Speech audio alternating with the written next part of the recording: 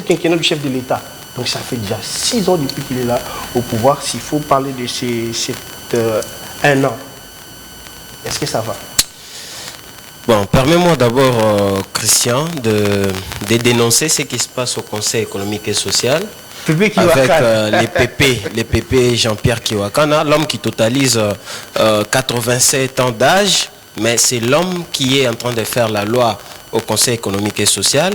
Il a fini tout ce jour au Conseil économique et social, il a fait ses deux mandats, mais actuellement, le monsieur ne veut pas céder le pouvoir, il ne veut pas quitter le Conseil économique et social.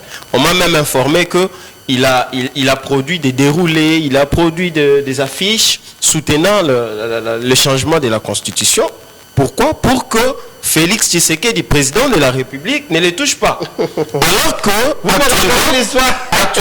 actuellement, s'il vous plaît, il y a son chauffeur qui est en train de faire la loi. Lui, il est devenu le patron de l'administration. Il n'y a pas de secrétaire général là-bas au Conseil économique et social. Il n'y a rien qui marche. C'est soit le PP Jean-Pierre Kiwakana, soit son chauffeur. Si vous osez lever le ton, alors vous êtes foutu. Donc, monsieur le président de la République, Félix Tshisekedi Tshilombo, veuillez jeter un coup d'œil sur ce qui se passe au Conseil économique et social. Rien ne va. Alors, vous étiez en train de parler de 1 an de Félix Tshisekedi pour son deuxième quinquennat. En tout cas, pour être réaliste, Félix Tshisekedi et son gouvernement sont en train de faire beaucoup d'efforts sur plusieurs secteurs notamment. Mais ce qui est aussi à noter, c'est que le côté social, c'est ce qui continue à faire mal à la population. Mais les efforts sont en train de se faire et je crois que sur ce qui concerne par exemple les infrastructures, il y a beaucoup d'avancées, à travers l'intérieur de la République. Ici, c'est seulement ici à Kinshasa qu'il y a, on dirait, plusieurs sorciers, notamment dans le gouvernement provincial, etc. Il n'y a rien qui ne marche, mais on peut quand même saluer les rocades construits par Félix Tshisekedi Tshilombo, qui bientôt va servir la population. Et même dans d'autres domaines, il y a beaucoup d'avancées. Je vais parler de l'administration avec monsieur le ministre Jean-Pierre Liaou, qui est en train, en tout cas, de se distinguer dans les biens.